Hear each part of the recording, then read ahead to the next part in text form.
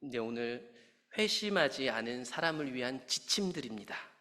저희가 회개하지 않은 자에게 보내는 경고라는 책을 읽고 있는데 오늘이 8번째로 8주째 해당하는 시간이고요. 앞으로 2번 더해서 10주가 되고 나면 제가 끝날 생각입니다. 사실 상당히 어려운 책이고 많은 오해를 하실 수도 있는데도 불구하고 제가 사실 상당히 빠르게 나갔어요. 근데 앞으로 계획은 만약에 우리 교회에서 세례를 받기를 원하시는 분들이 있다면 이 책을 필독서로 해가지고 좀 요약해가지고 반드시 회심에 대해서 구원받는 믿음에 대해서 다루고 세례를 주는 과정들을 만들려고 합니다. 오늘 그 지침들을 보게 될 텐데 과연 우리는 어떻게 회심할 수 있을까? 사람이 거듭나는 것, 구원받는 것은요, 천국에 가는 것은 우리가 하는 일은 아닙니다. 그것은 전적으로 하나님에게만 달려있는 일이죠. 그러므로 우리가 할 수 있는 일은 어떻게 회심할 수 있을까 고민을 할 수 있지만 오직 주님을 바라보는 것 외에는 다른 방법이 없어요. 다만 성경은요, 우리를 그렇게 구원하실 수 있는 하나님께로 인도해 주십니다. 그래서 신명기 오늘 우리 읽은 말씀을 보면요, 우리를 구원해 주실 수 있는 하나님이 어디에 계신지를 알려주는 듯한 말씀을 허락해요. 그게 뭐냐면 모세가 이제 약속의 땅에 들어갈 이스라엘 사람들에게 얘기합니다. 이 신명기 앞에 있는 내용을 다 받는 거예요. 앞에 있는 이 모든 율법, 내가 이 증언한 거를 여러분 마음에 두십시오. 그리고 여러분 마음에만 두지 말고 여러분 자녀에게 이거를 대대로 지켜 행하게 하십시오. 이렇게 얘기를 합니다. 이 말은 뭐냐면 하나님 말씀 안에 하나님을 만날 수 있는 생명의 길이 있다는 뜻입니다. 그래서 바울이 아니죠. 모세가 당부합니다. 이것은 여러분의 헛된 일이 아니고 여러분에게 생명입니다. 그러므로 여러분 구원은, 회심은 하나님께 달려있지만 그 하나님을 만날 수 있도록 말씀이 우리를 안내하니까요, 말씀을 따라 하나님을 만나는 길에 오르셔야 됩니다. 그 등불을 따라가셔야 돼요. 이건 단순히 말씀을 지켰냐 안 지켰냐의 개념이 아니고 그 말씀을 따라서 주님이 계시는 곳으로 갈 것인가 말 것인가에 대한 거예요. 그러니 우리가 할 수 있는 건 뭐냐면 구원을 하나님이 주시지만 그 하나님을 만나러 가시겠습니까? 아니면 가시지 않겠습니까? 우리의 몫은요, 이 말씀을 따라 거기 가는 거예요. 오늘 지침이 그런 거예요. 이 지침 드린다고 해서 우리가 회심하는 것 아닙니다. 다만 이 지침을 따라서 우리는 주님을 바라볼 수 있게 되는 거죠. 그래서 어떤 사람이 이런 얘기를 하더라고요. 신앙이라는 것은요, 결국 주님을 만나기 위해서 기다리는 거예요. 교회 생활하는 게 아니고 이 주님을, 내 안에 계신 주님을 만날 때까지 기다리는 것이 신앙이다, 이렇게 얘기를 합니다. 여러분, 이 그림이 무슨 그림일까요? 잘 한번 보세요. 비행기 아닙니다. 비행기 안에서요, 비행기를 타고 출발하고 하려고 하면요, 이 비행기 승무원이요, 만약에 이 비행기가 추락하거나 큰 사고가 생겼을 때 각자에게 지급된 구호 장비들을 어떻게 사용하는지 설명하는 장면입니다. 여러분, 저 구조용품이 이 비행기에 탄 사람들에게 모두에게 있어요. 뭐 싸울 필요도 없어요. 각자에게 모두 1인분씩 있기 때문이죠. 그런데 저 지침을 다 안다고 해서 만약에 비행기가 추락했을 때 다 살게 되는 것은 아니잖아요. 그럼에도 불구하고 다 사는 것이 아니더라도 이 지침을 잘 들어야 된다는 것에 아무도 부인하는 사람은 없을 거예요. 마찬가지 회심은 우리의 손에 달린 게 아닙니다. 그런데 이 책을 읽으면서 우리가 많은 가이드라인을 듣게 되는데 최소한 우리는 그걸 우리 마음에 새겨야 한다는 것에서는 아무도 부인할 수 없다는 것입니다. 오늘 우리는 그 회심하지 않은 사람들을 위한 지침들을 듣게 될 거예요. 이 지침대로 한다고 반드시 회심할 수는 없습니다. 그런데 우리에게 필요한 태도들을 가르쳐주게 될 거예요. 많은 사람들이요, 이런 질문들과 이런 말씀을 나눌 때도요, 잘 사실 들리지 않을 것 같아요. 왜냐하면 방금 보여드린 것처럼 이 비행기를요 100번, 200번 탄 사람은요 아마 저기 가이드가요 이런 설명해줘도 잘 안 들을 거예요. 왜냐하면 100번, 200번 탔는데도 비행기가 한 번도 추락하지 않았거든요. 여기에 있는 적지 않은 성도들이요, 제가 아무리 지옥에 대해 세게 얘기해봤자요 문 밖에 나가면 다 잊어버릴 거예요. 아니면 지금부터 주무시는 분들도 있을 거예요. 왜 그런 줄 아세요? 지금까지 여러분들이 수년을 생각해보면요 1년에 주일만 안 빠져도 50번의 설교를 듣거든요. 52번. 그럼 10년 만에도 500번 들은 거예요. 500번 들었는데 나는 회심하지 않고도 지금껏 잘 살아왔기 때문입니다. 그런데 만약 오늘 이 시간이 지나고 우리에게 어떤 일이 닥칠지 누가 알겠어요? 그래서 사람들은요 타성에 젖어가지고요 제가 아무리 얘기해봤자, 이 승무원이 아무리 얘기해봤자 잘 안 먹힐 수가 있어요. 수십 년 교회 출석하며 들었기 때문에 오늘도 크게 별반 다르지 않는 태도를 가질 수 있다는 거예요. 그저 막연한 믿음을 가지고요, 내가 천국 가겠지라는 마음으로 사는 사람들이 적지 않습니다. 여러분, 영원히 사는 것과 영원히 죽는 것의 간극이 얼마나 된다고 생각하시나요?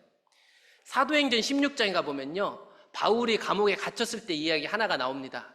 이 당시 감옥은요, 어떻게 보면요, 개인 사업하고 비슷했대요. 그래서 어떤 사람이 건물을 짓고 거기를 감옥처럼 만들었겠죠. 그리고 정부에서 죄수를 맡기면 그 사람들을 자기가 관리했었던 것 같아요. 사도행전 16장에 보면 한 간수가 나옵니다. 어쩌면 이 사람은요, 은행에서 수십억 대출을 받아가지고요, 좋은 땅을 사고 거기서 이 감옥 사업을 하기 시작했었던 것 같아요. 그런데 그 사람이 예상치 못했던 지진이 난 거죠. 지진이 나서 건물이 무너지면 결국 이 감옥에 있는 죄수들이 당연히 도망가지 않겠어요? 그래서 지진이 나서 뒤늦게 와서 건물이 무너진 걸 보고 이 간수가요, 자살하려고 합니다. 왜냐하면 사업체가 망했기 때문이죠. 자기가 이 대출받은 수많은 것들을요, 갚을 수가 없는 상황이 된 거예요. 내가 이룬 모든 것들이 무너지는 경험을 하는 거죠. 그런데 그때 바울이 죽지 말라고 그 사람을 불러 세웁니다. 그리고 그 사람한테 여기 아무도 도망가지 않고 다 있습니다. 다행인 거죠. 건물은 부서졌지만 죄수를 잃어버리지 않았기 때문이죠. 그리고 나서 그 몇 시간 뒤에 이 사람이 어떻게 된 줄 아세요? 그 밤, 그 시간에 이 간수가 바울과 그의 사람들을 데려다가 그 사람들이 이 감옥에 올 때 맞은 것들을 다 치료해주면서 자기와 그 온 가족이 세례를 받습니다. 그리고 그들을 데리고 자기 집에 올라가서 음식을 차려주고요, 이 간수장과 그 집안이 하나님을 믿게 됐대요. 예수님을 구주로 삼게 된 거예요. 여러분, 잘 생각해 보세요. 불과 몇 시간 전에 이 사람이 자살하려 했던 사람입니다. 근데 몇 시간 만에 이 사람이요, 영원한 생명을 얻었어요. 단순히 여러분 사업체를 얻은 게 아니라 이 사람은요, 영생을 얻게 됐단 말이에요. 그러므로 여러분 자신의 삶을 절대 포기하시면 안 돼요. 영생과 영원한 사망이요, 고작 한 걸음 차이란 말이에요. 한 걸음 차이. 오늘날 이게 우리 세상 가운데 얼마나 가려워졌는지 사람들이요, 고통 속에서 자신의 목숨을 끊는 사람이 너무나 많습니다. 그런데 우리가 아직 여기 숨 쉬고 있다면 우리한테는 기회가 있는 거예요. 기회가 있는 거죠. 한 뉴스의 한 장면을 가져왔습니다. 사진을 이 모자이크 처리가 됐는데 뉴스라서 대략 보면 젊은 아이 같아요. 그리고 위패를 보시면 거기에 십자가가 있는 걸 보니까 성도예요. 한 중학생 남학생이요, 2022년 9월에 세상을 떠났습니다. 이 사건이 어떤 사건이냐면 2022년 9월에 포항에 있었던 아파트 지하 주차장 침수 사건 때 목숨을 잃은 사람들이에요. 여기 보시면 그 아파트 우방 1차고 우방 2차예요. 여기서 보시면 아파트 색깔을 해놓은 거고요. 돌아가신 분들의 나이가 나옵니다. 나이가 쭉 나와요. 39세, 52세, 65세, 71세. 이 중에 14세 남자 한 명이 나와요. 14세 남자 한 명. 그 사람이 바로 여기 나오는 김모군이에요. 김모군. 여러분, 이 사람이요, 이 중학생이요, 이 지하 주차장에 내려간 이야기를 이 어머니가 간증한 영상이 있습니다. 이 어머니가 집사님이거든요. 아파트에서 광고가 나온 거예요. 방송에 나왔죠. 여러분, 지하에 물이 차기 시작해서 차 빼세요. 그 어머니 얘기를 들어보면 내려갔을 때는 이제 발에 신발 좀 찰 정도로 잘름잘름했대요. 슬리퍼 신고 내려간 거예요. 시동을 걸고 앞에 차가 막혀가지고 아들하고 타고 가는데 물이 갑자기 차오르기 시작한 겁니다. 이 아들 도움 때문에 엄마는 차에서도 나올 수 있었대요. 등치가 커가지고 힘이 좋아가지고. 그런데 결국 죽음에 이를 때가 온 거죠. 여러분 상상해보세요. 끔찍하죠? 근데 이 일들이 다른 사람 이야기가 아니라 우리 아파트에도 지하주차장 있잖아요. 언제든지 우리의 이야기가 될 수 있었던 거예요. 이 사람들 내려갈 때 슬리퍼 신고 내려가면서 내가 다시 집에 못 올라오겠지 생각했을까요? 이 어머니가 생생하게 그 현장을 얘기하는데 아까 말했던 여기 노인들이 거기 많잖아요. 이 노인분들이 아비규환이 돼가지고 막 어떻게 하냐고 막 죽는 거에 무서워가지고 벌벌 떨고 있었는데 이 아들이 말입니다. 저기 멀리 떨어져 있었는데 엄마 내 걱정은 하지 마 이렇게 그랬대요. 이 아들이 그러면서 회개기도 하더랍니다. 그걸 엄마도 같이 죽을 뻔하다가 살아났어요. 그래서 그 현장에 있었던 이야기가 우리한테 들려질 수 있게 된 거예요. 그 현장에 노인들도 계셨는데 그렇게 무서워가 안절부절하는데 14세, 만 14세 중학교 우리 아들이 엄마 내 걱정은 하지 마. 난 천국 갈 거야. 엄마 걱정하지 마. 엄마는 꼭 살아야 돼. 라고 얘기를 하고 회개 기도를 하다고 합니다. 이 엄마가 그렇게 얘기를 했어요. 제가 만들어낸 얘기가 아니라. 그것을 옆에서 지켜본 어머니도 죽을 뻔하다가 가까스로 살아남아서 이 이야기가 우리에게 들려지게 된 거예요. 여러분, 정말 다급한 순간이잖아요.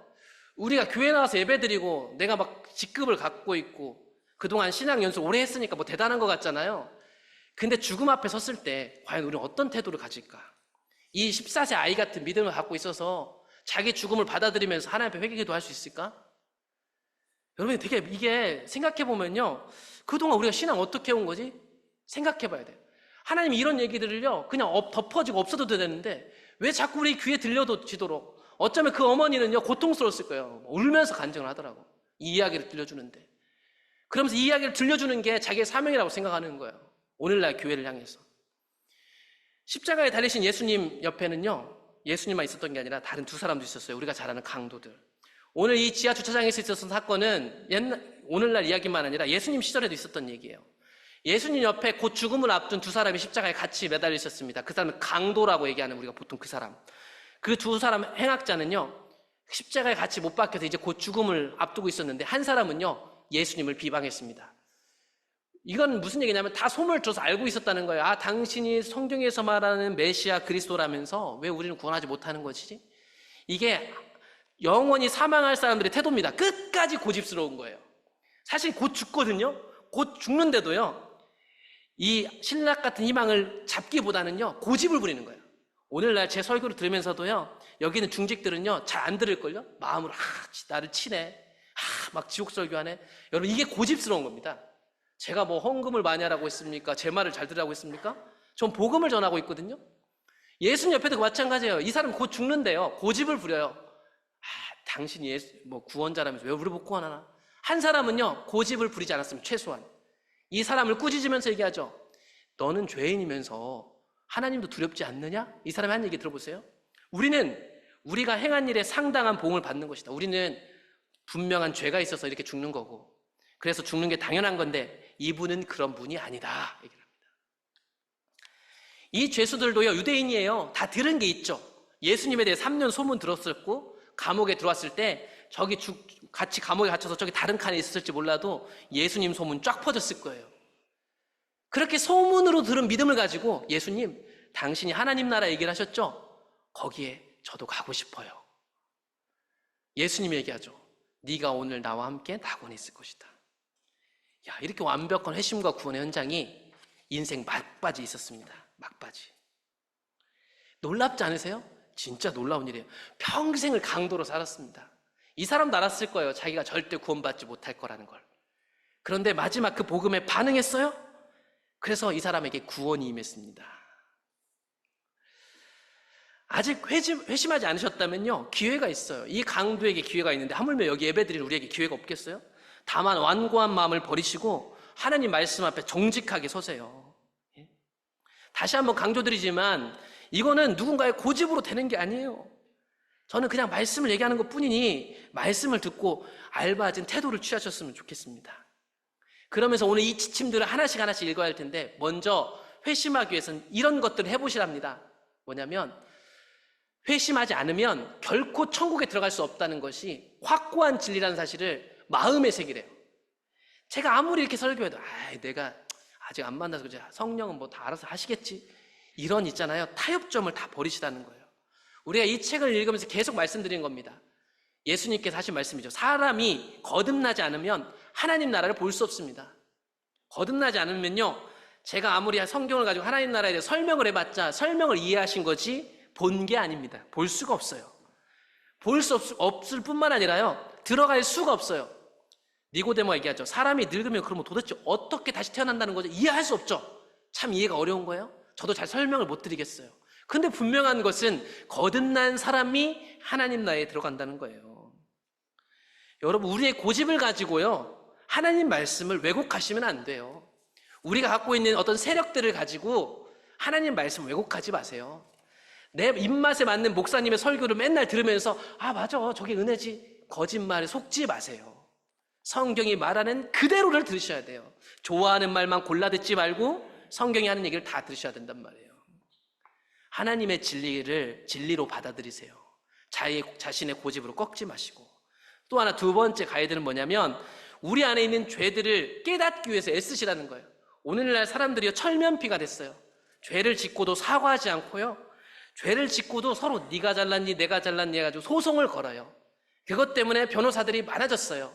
아주 작은 일도 얘기하고 풀어낼 수 있는 일을 그렇게 하지 않아요. 변호사를 불러가지고요, 나는 죄가 없고 무죄라는 것을 말하고 싶어 해요. 하물며 교회 사람들은요, 자신들이 죄인이란 걸 믿는 사람들인데도 불구하고 오늘날 별반 다르지 않은 것 같아요. 그래서 싸워요, 교회 안에서. 정말 옳지 않은 거죠. 우리가 죄인이란 걸 깨닫지 못하면요, 큰일 납니다. 그러므로 이 사람이 얘기하기를, 여러분 우리 안에서 벌어지고 있는 죄들을 깨닫기 위해서 애쓰시오. 깨닫기 위해서. 그냥 아이고 내가 연약해, 죄 좀 지었지, 이거 말고요, 깨닫는다는 것은요, 처참해지는 거예요. 이 죄 속에 쓰는 자신을 보면서. 여러분, 깨닫는다는 건 뭘까요? 마태복음 13장에 보면 예수님이 이사야의 예언을 가지고 이런 얘기를 해요. 여러분들이 아무리 들어도 깨닫지 못할걸요? 보아도 알지 못할 거랍니다. 그러면서 15절에 이렇게 얘기해요. 이 백성들의 마음이 완악하여져서 그 귀는 듣기에 둔하고 눈은 감았으니 이는 눈으로 보고 귀로 듣고 마음으로 깨달아 돌이켜 내게 고침을 받을까 두려워함이라. 여러분, 이 사람들이요, 이런 마음을 여기서 막 조종해갖고 갖고 있겠습니까? 그렇지 않아요. 이런 일들이 일어나는 건 단 하나입니다. 우리의 마음속에 완고한 게 있는 거, 완고한 게, 완악해진 것이 있는 거죠. 그러므로 여러분, 깨닫는다는 것은 뭐냐면요, 내 스스로는 깨달을 수 없다는 것을 인지하기 시작하는 거예요. 좀 어려운가요, 말이? 내 스스로는요, 내가 깨달아야지 해도 절대로 못 깨닫는다는 사실을 아시고 어느 자리로 가냐면 주님께 묻는 자리로 가는 거예요. 여러분, 다 깨달은 척 하지 마세요. 목사, 장로, 자기 은혜 경험했다 깨달은 척 하지 말고, 내 스스로 깨달을 수 없기 때문에 우리가 찾는 자리가 있어요. 그게 어디 자리냐면 기도하는 자리예요. 기도는 내가 정해놓은 거 막 해달라고 하는 데가 아니고, 하나님, 제가 스스로는 절대 깨달을 수 없으니 내 마음의 완악함을 깨닫게 하셔서 예수님께로 돌이키게 해주십시오라고 기도하는 게 기도거든요. 오늘날 성도들은 기도하지 않습니다, 여러분. 그러니 깨달을 수 없습니다. 그래서 이현영 교수는 얘기하죠. 여러분, 좀 걸어 다니세요. 왜냐하면 걸어 다녀야 생각하거든요. 생각해야 기도하는 거거든요. 오늘날의 사람들은요, 기도 안 합니다. 천국 백성이 아니라는 확실한 증거예요. 그러니 자신의 죄를 깨닫지 못해요. 그러니 죄를 설교를 하면 자신의 죄를 깨달은 사람은 울어야 될 텐데, 제가 하고 있는 설교에 불편함만 느끼는 거죠. 저 목사가 저런 설교하네, 저 목사는 너무 친해, 말투가 너무 세. 다 속고 있는 거예요. 속고 있는 거. 우리가 깨닫지 못하기 때문에 그런 현상이 일어나는 겁니다. 그러므로 여러분, 우리의 죄가 얼마나 되는지를 생각하고 또 생각해 보세요. 생각하고 생각해도 잘 안 될 거예요. 사도행전 2장에 가보면요, 예수님을 죽게 만든 사람들이 나와요. 이 사람들이요, 오순절이라는 자기네 유대인 명절 지내려고 지금 예루살렘에 모여 있는 거거든요. 이 사람들 50일 전에도 여기 있었어요. 50일 전에도 여기 있었는데 50일 전에 무슨 일이 일어났냐면 예수님이 십자가에 못 박히고 부활하신 일이 일어났거든요. 그때 재판정에서 이 사람 어떻게 할까 빌라도가 할 때 여기 있었던 사람들 중에 한 사람들이, 이 사람들이 다 그때 못 박아라, 저 강도 오히려 풀어줘라, 바라바를 풀어줘라 했던 사람들이 그 사람들이거든요. 그런데 이 사람들이 여기 모여있는데 하나님의 성령이 임해가지고요, 놀라운 기적이 일어난 거예요. 그걸 보고요, 사람들이 놀라기 시작했을 때 베드로가 설교하는 내용이에요. 야, 너희들이 십자가에 못 박힌 이 예수를 하나님이 주와 그리스도가 되게 하셨느니라. 이거 그냥 하는 얘기가 아니라 지금 성령이 임한 걸 가지고 이 사람들이 놀라운 경험을 했거든. 주변에서 보면서. 봤지? 야, 이 예수님이 원래 하나님의 아들이고 메시아야, 그리스도야, 성경에서 말한 그분이야. 그분을 니네들이 십자가에 못 박은 거야. 실제로 이 사람들이 투표해가지고 못 박으세요 했던 사람들이거든요. 그랬더니 그때 어떤 일이 벌어지냐면 이 사람들이 이 말을 듣고요, 마음에 찔리기 시작했어요. 그래서요, 핑계대는 게 아니라 맞아, 우리가 십자가에 못 박았어. 어떻게 하지? 죄를 죄로 깨닫기 시작했단 말이에요. 죄를 죄로 깨닫기 시작했다고요. 그랬더니 깨달은 그들에게 예수님이 하신 말씀을 베드로가 전달해 줍니다. 여러분, 그러므로 회개하십시오. 예수님을 주인으로 삼으십시오. 죄사함을 받으시오. 그러면 거듭날 것입니다. 그리고 그 사람들이 실제로 그 말을 받았어요. 세례를 받음에 그날에 믿는 자의 수가 3,000이나 더했습니다. 오늘날 우리에게 필요한 것들이죠. 말씀을 듣고 제가 찔리라고 하는 게 아니에요. 저도 이 말씀에 대하면 저가 제일 문제가 많은 사람이에요. 근데 이 말씀 앞에 서서 하나님께로 돌아가셔야 돼요. 그래서 거기서 진정한 회개가 일어나는 거죠. 깨달은 척 하지 마세요. 천국 가는 사람인 척 하지 마세요. 하나님 앞에 서셔야 되는 거예요. 아무리 이렇게 말을 해도 우리는 이 예수님을 십자가에 못 박았는데 내가 동조하지 않았어 라고 얘기하실지 모르겠어요. 누가 보면 3장에 보면 예수님 이전에 먼저 왔던 세례 요한이 회개하라고 할 때요, 회개하겠다고 나온 사람들한테 세례 요한이 어떻게 회개해야 되는지 그들의 죄 목록을 얘기하는 부분을 좀 보면요, 이미 도끼가 나무 뿌리에 놓였으니 좋은 열매 맺지 않은 나무마다 다 찍혀 불에 던질 것이다. 무리가 물어 이르되 그러면 우리가 무엇을 할까요? 이제 하라고 하는 걸 잘 들어보시면 우리의 죄 목록이 좀 자세히 나올 거예요. 먼저는 보통 사람들한테 이렇게 얘기를 합니다. 옷 2벌 있는 사람은 옷 없는 자에게 나눠주세요. 먹을 것이 있는 자도 그렇게 하세요. 여러분, 여기서 옷은요, 오늘날 이런 옷은 아니고요, 그 당시 꼭 필요한 외투예요. 사막 지형에서 외투는요, 낮에는 햇볕을 가려주고 밤에는 그들의 체온을 보호해주는 되게 비싼 거예요. 비싼 거, 쉽게 얘기하면. 여러분 가정 안에서 집 말고, 집과 같은 역할을 할 수 있겠지만 집까지는 아니겠지만 여러분 가정에 제일 비싼 거 하나 생각해 보세요. 그게 2개 있어요. 그게 2개 있는 사람들 한 사람 나눠줘야 되는 거예요. 여러분 삼시세끼 먹는데 문제 없어요. 그러면 못 먹는 사람 나눠주세요. 이게 회개하는 사람들이 해야 될 태도예요. 이거 안 하는 사람은요, 죄인이에요. 하나님 말씀대로 본다면. 오늘날 교회에 죄인들이 얼마나 많은가. 갖고 있는데도 더 갖고 더 갖고 더 갖고 다른 사람 것까지 다 뺏는 사람, 이거 다 해당되는 거예요. 돈이 많은 사람들이 이렇게 얘기를 합니다. 세리는요, 돈 벌려고 세리된 거예요. 동족 배신하고. 그런 세리가 그럼 전 어떻게 할 거야 했더니 부가 된 것 외에는 거두지 말아라. 욕심 부리지 말라는 거예요. 이거는 세리한테는 되게 충격적인 말이에요. 왜냐하면 부가 된 것 이외의 것을 취해서 내가 돈을 벌려고 동족들 거 세금 뜯는 거거든요. 그래서 이 당시 세리들은요, 당연히 로마 정부에서 요구하는 세금 외에 자기 수고비로 많은 세금을 뜯어내는 거예요. 그래서 세리한 거거든요. 저는 사업체를 갖고 있는 성도들한테, 가까운 성도들한테 얘기합니다. 이거 사업체 하나님 거라고 믿는다면 정직하게 운영할 뿐만 아니라 밑에 있는 일꾼들한테 최저시급 줄 게 아니라 최고시급 주라고 얘기해요. 불편하시죠? 여기 사업하시는 분 불편하실 거예요. 이해하기 어려울 거예요. 그럼 그 사람 이런 얘기합니다. 제가 자원봉사하려고 사업했습니까? 그럼 사업 안 하고 말죠. 이런 얘기 하는 사람이 있어요. 그럼 사업하지 마세요. 사업하지 마시라고. 누가 하나님 사업하라고 한 적 있어요? 사업하고 운영하면서 다른 사람 거 착취해가지고 부자 돼서 교회 헌금해봤자 하나님 좋아하시겠냐고. 세리들한테 하는 게 그겁니다. 부당한 이득을 취하지 말라는 거예요. 오늘날 이런 생각을 갖고 있는 그리스도인이 얼마나 많을까? 자본주의 완전히 취해가지고요, 사람들이 그걸 상식으로 생각하고, 그런 사람들이 돈 많이 벌어갖고 여기서 헌금 많이 했다고 간증하면 막 다 자기도 부자 되고 싶어갖고 막 박수를 쳐요. 얼마나 큰 죄인지도 모르고. 힘 있는 사람들에게도 얘기합니다. 이 당시 군인들은요, 이 사람들 보호해주면서 로마 군인들 주둔하면서 말이죠, 사람들 거 강탈했어요. 그거 법적으로 관례적으로 용인해줬어요. 근데 이 군인들한테 야, 너네 강탈하지 마라. 거짓으로 고발하지도 말고 받는 급료를 족한 줄로 알아. 이 사람들 권력 힘을 갖고 있으니까요, 일반 서민들한테 거짓 고발도 해주고 위증도 하고 강탈하고 하면서 자신의 힘을 가지고요, 다른 사람과 뜯어먹던 사람들이에요. 오늘날 우리는 다 힘없는 사람처럼 느껴지지만 아니요, 여러분이 누군가에게 되게 힘 있는 사람이에요. 다 난 맨날 갑질만 당해서 간 게 아니에요. 여러분들이 갖고 있는 표정 하나, 말투 하나가 누군가한테 갑질하고 있는 것일 수 있단 말이에요. 이렇게 보면요, 이 한 주일 동안요, 우리 안에 있는 죄가 얼마나 많은지 아세요? 그거 인정하고 생각하고 하나님 앞에 엎드리셔야 돼요. 이런 죄들이요, 내가 살아가고 있는 세상을 얼마만큼 망쳐놓았는지 생각해 봐야 돼요.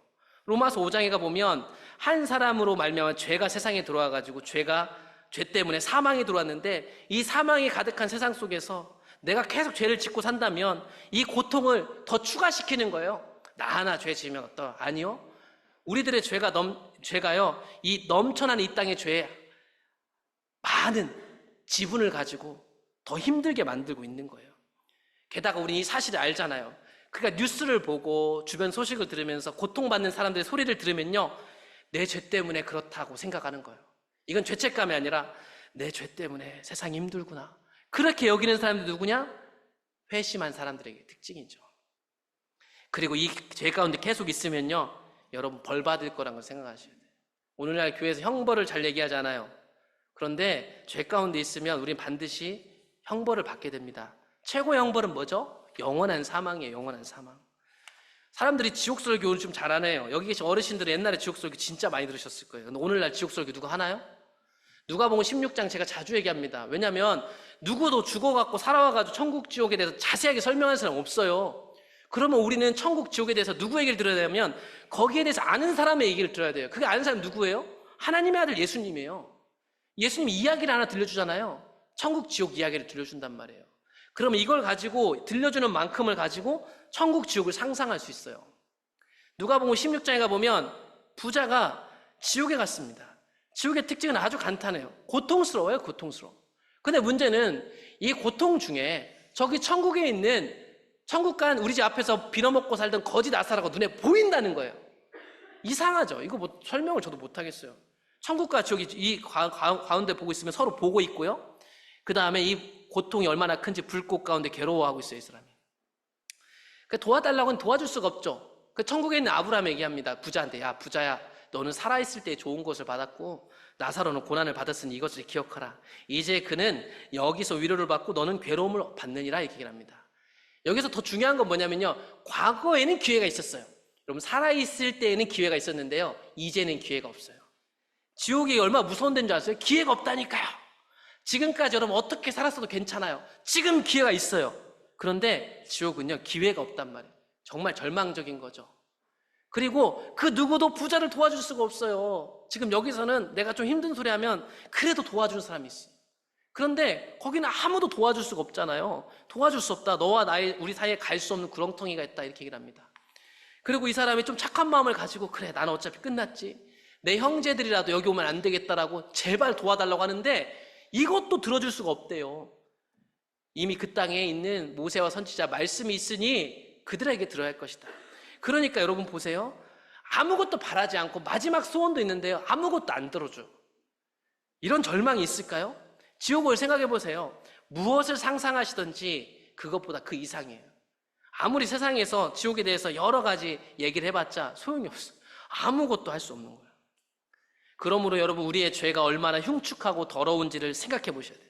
한 주 동안 아이고 내가 실수했네라고 생각하지 말고 그것이 나를 얼마나 더럽게 만든지 생각해 보세요.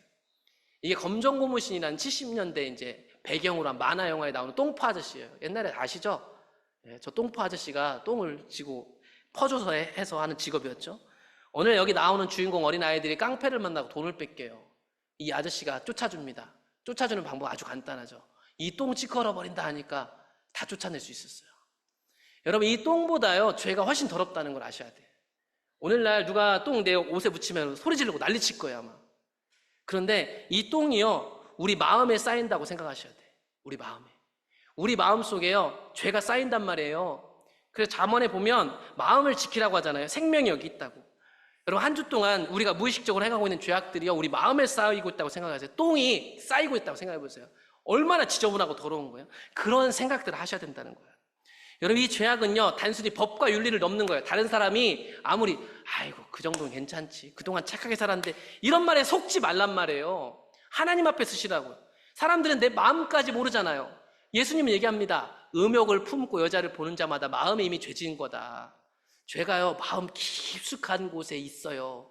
여러분, 그래서 깊이 기도하고 생각하시면서 여러분 안에 있는 내가 그동안 죄라고 생각하지 못했던 것까지 깨닫길 간절히 열망하셔야 돼요. 또한 우리가 중독되어 있는 죄들이 있어요. 반복되는 거, 계속 반복되는 거. 제가 이 반복되는 죄가 우리에게 뭐가 있을까 계속 생각해봤거든요. 오늘날엔 돈이에요, 돈. 오늘날뿐만 아니라 성경 전체를 보세요. 우상숭배 사람들이 다 왜 하는 줄 아세요? 돈 때문에. 그래서 예수님이 누가복음 16장에 가보면 돈 얘기하는 거예요. 하나님을 섬길 것인가, 돈을 섬길 것인가. 지금 이번에 EBS에서 이 다큐멘터리를 해요. 보실 수 있는 분은 보세요. 이거 경제에 관련된 다큐멘터리예요. 지금 4월 달부터 시작해서 밤에 10시에 가지고 제가 몇 개는 못 봤는데 이제 나중에 다 풀릴 거예요. 사람들이요 돈의 얼굴을 보고 싶어 해. 이거 뭐 돈에 대한 부정적인 것만 얘기하는 게 아니라 우리가 쓰고 있는 돈이란 건 도대체 뭘까라는 거예요. 사람들은 돈의 악함을 알면서도 돈을 알고 싶어요. 왜냐하면 돈에 힘이 있거든요. 성경에 보면요 하나님 얼굴을 구하는 삶이 나와요. 하나님을 사랑하는 사람은 하나님 얼굴을 보고 싶어요. 마찬가지 이 세상이 돈을 사랑하니까 돈의 실체를 보고 싶어요. 그냥 잘 공부해가지고 이 자본주의 세상에서요 돈을 이용해서 부자가 되고 싶은 거예요. 이거 상당히 도움이 많이 됩니다. 경제적으로. 돈 어떻게 써야 할지도 잘 알고. 이거 나오기 전에 10년 전에 이 똑같은 EBS에서 2012년에 이 똑같은 EBS 프라임에서 자본주의에 대해서 5부작으로 다뤄갖고 이게 책으로 나왔어요. 책으로 나와가지고 히트를 쳤어요. 그래갖고 지금도 책으로 이거 보신 분들도 있을 수 있어요. 저는 돈에 대해서 공부를 많이 해야 된다고 생각하는 사람이긴 해요. 그런데 이 사람들 돈을 왜 이렇게 공부할까? 돈을 사랑해서. 어떻게 보면 이 돈을 가지고 자본주의 세상에서 왕이 되고 싶은 사람들이 관심을 많이 갖기 때문에 이런 것들이 인기가 많습니다. 방금 우리가 봤던 누가복음에 보시면요, 그 돈 얘기를 하면서 누가복음에 보면 예수님이 그 돈을 좋아하는 사람이 누구라고 얘기했는지 아세요? 바리새인들이라고. 여러분 잘 모르셨죠? 누가복음 16장에 보면 하나님과 재물을 섬길 수 없다라고 얘기하면서 예수님이 바리새인들 얘기하셨대요. 목사들 얘기하는 거예요. 쉽게 얘기하면 오늘날로 목사들은 돈을 좋아하는 자들이라 이 모든 것을 듣고 비웃습니다. 예수님이 돈 하나님 선택하라고 하니까 예수님이 이 얘기를 하는 거예요. 이 얘기를 듣고도 이 사람 웃어요. 돈? 난 돈 안 사랑하는데. 예수께서 이르시되 너희는 사람 앞에서 스스로 옳다 하는 자들이나 너희 마음을 하나님께서 아시나니 사람 중에 높임을 받는 그것은 하나님 앞에 미움을 받는 것이라. 여러분, 이 바리새인들이 왜 비웃었는 줄 아세요? 바리새인들이 이런 사람이었거든요. 바리새인들은 기도도 누구보다 많이 하고요, 일주일에 2번씩 금식하고요, 소득의 11조를 반드시 드리는 사람이에요. 이 사람들이 그런데 자기가 돈을 사랑하고 있다, 돈이 우상이라는 걸, 돈에 중독되어 있다는 걸 믿었겠어요? 심지어 이 사람은 박하, 회양, 근채 11조까지 드렸는데 양념들 있잖아요. 양념으로 쓰는 것들도 10분의 1을 해서 드렸단 말이에요.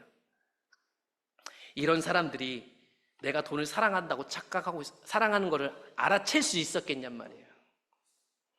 무섭지 않으세요? 무서운 거예요. 이런 일들이 우리 안에 일어날 수 있으니까. 그러므로 우리가 해야 될 건 뭐냐면 지금 얼마나 비참한 상황이 있는지를 보셔야 돼요. 지난주에 보셨죠? 참상을 보여드렸잖아요. 그 참상, 그렇다더라 하면 안 되고 그게 내 모습이라고 생각이 돼가지고 나한테 적용을 시켜야 돼요. 내 안에 깊이 살피시단 말이에요. 더 이상 뻔뻔스럽게 있지 말고 이 얘기가 내 참상이란 거를 새기셔야 된다는 얘기예요. 이거를 새길 수밖에 없는 사람들이 구원을 받았다니까요. 그래서 예수님 옆에 세리 죄인들이 막 많이 왔어요. 보세요. 이는 그런 사람들이 예수님을 많이 찾아오더라. 그러니까 이런 설교 들을 때요, 예수님 옆에 누가 왔냐면 이 설교를 듣고 찔린 사람들이 막 온 거예요. 제가 아무리 이렇게 얘기를 해봤자 이 말씀을 듣고 진짜 맞아, 내가 죄인이지, 이게 진짜 마음으로 온 거야. 어느 순간 이 사람들은 죄인이라고 했을 때 예수님 말을 깊이 못 깨달아도 실제로 돈이 좋아서 이 길 선택한 사람이고 강도같이 살았던 사람들이니까 죄 얘기를 하면 내가 죄인이지 해서 온 거예요. 그래서 이 교도소 같은 데 사역하시는 얘기 들어보면 거기서 죄 설교하면 이 사람들 다 고개를 숙인대요. 아무도 고개를 안 든대. 왜냐하면 죄 지어서 지금 감옥 왔으니까. 우리도 그들과 다르지 않거든요. 그 사람들은 세상 사회법에 들킨 죄인이고 우리는 안 들킨 마음의 죄인일 뿐이죠. 예수님 앞에서 뭐가 달라요? 회심하지 않으면 똑같은 거예요. 근데 우리는 고개 빳빳이 쓰고 우리가 천국 갈 거라고 하고 있잖아요. 이 바리새인 서기관들처럼 내가 교회를 몇십 년 다녔는데 내가 목사인데, 이게 무서운 거예요. 그래서 마태복음 와보시면 세리와 창녀들이 우리보다 먼저 하나님 나라에 들어갈 거래요. 먼저. 세리와 창녀는 이게 믿어졌단 말이에요. 근데 우리는 이게 안 믿어지는 거예요. 왜 안 믿어질까? 속고 있는 게 많이 있는 거겠죠. 그러므로 심령이 가난한 자가 천국을 소유하는데 여러분은 심령이 가난하신가요? 죄에 대해서 얘기하는데 이게 내 얘기로 들리시냔 말이에요. 눈물이 나냔 말이에요. 고통스럽냔 말이에요. 그래야 여기서 우리가 누구를 찾게 되냐? 주님을 찾게 되거든요. 그러므로 이 앞에 있는 상황들을 이렇게 고통스럽지만 직면하게 되면 우리는 반드시 내 힘으로 절대로 해결할 수 없는 결론에 이릅니다. 그러면 누구를 찾느냐? 구원자이신 예수님께 도움을 구한다는 마지막 한 가지 길을 찾게 되는 거예요. 그래서 고린도후서에 가보면 회심한 바울도 계속 까먹어. 이게 쉽지 않은 거예요. 회심한 바울도 계속해서 주님 따라가며 교회를 세운다고 했지만 자기 힘으로 하려는 것들을 발견하게 된 거죠. 그는 고생했어요. 이게 하나님 일인데 왜 자꾸 고통스럽지? 왜 하나님 일인데 사람들이 우리를 죽이려 하지? 그런데 그 과정에서 바울이 깨달은 건 뭐냐면 우리의 힘으로 절대 할 수 없구나, 하나님만 의지하게 됐구나 라는 것을 깨달았대요. 그래서 세례 요한도 예수님하고 똑같은 복음을 소개했거든요. 그런데 복음을 소개했지만 이 복음이 실체가 되게 하시는 예수님 외에는 아무것도 해줄 수 없으니까 이 세례 요한은 예수님을 전했거든요. 내 뒤에 오시는 분을 전했단 말이에요. 쉽게 얘기하면 세례 요한이 가르치는 거하고 예수님이 가르치는 거하고 내용은 똑같았어요. 똑같았는데 아무리 내용이 똑같아도 그거는 예수님만 해주실 수 있는 거였거든요. 그래서 세례 요한은 자기는 빠지고 예수님을 소개하는 거예요. 저는 여러분 이런 설교를 한다고 해서 여러분들이 아무 영향을 끼칠 수 없어요. 저는 빠질 테니까 여러분들은 예수님을 찾아가셔야 돼요. 그러므로 예수님을 찾아가셔서 여러분들의 죄들을 버리십시오. 요한복음 8장에 보면 간음하다가 현장에서 잡혀온 죄인이 있어요. 뭔가를 훔치고 잘못을 했는데 들켰단 말이죠. 그 들킨 죄인을 잡아와가지고 예수님 시험하려고 했던 거긴 하지만 법대로 이 여자를 공개처형 돌로 쳐서 죽이려고 했습니다. 그런 여자를 예수님이 살려주시면서 얘기하죠. 이제는 가서 다시는 죄를 범하지 말아라. 우리가 구원받았다고 자부하고 있는 여러분 다시는 죄를 지으려는 마음을 가지시면 안 됩니다. 죄와의 완전한 결별을 선언하셔야 돼요. 그리고 오직 하나님만을, 주님만을 여러분의 주인으로 선택하세요. 주님으로부터 오는 수많은 어떠한 혜택이 아니고 주님 그분 자신을 내 주인을 삼겠노라 선택하셔야 돼요. 그래서 어떤 힘든 일이고 고통이 와도 나는 내 주인은 주님입니다라고 고백하셔야죠.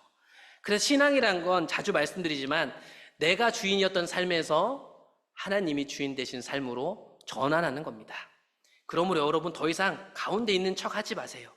주님이 누구인지를 분명히 결정하세요.